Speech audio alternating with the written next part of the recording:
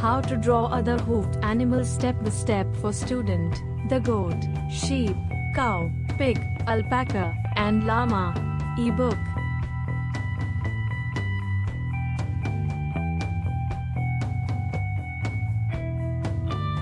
The book takes a look at some of the other hoofed animals kept as livestock or pets, including the goat, sheep, cow, pig, alpaca, and llama.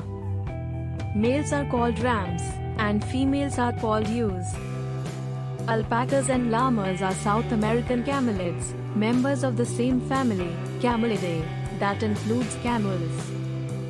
Male llamas are simply called males, or studs if they are breeding.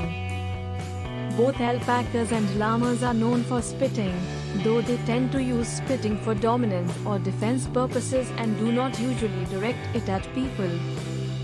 Alpacas are usually kept for fiber production, while llamas may also be used as guard animals or pack animals.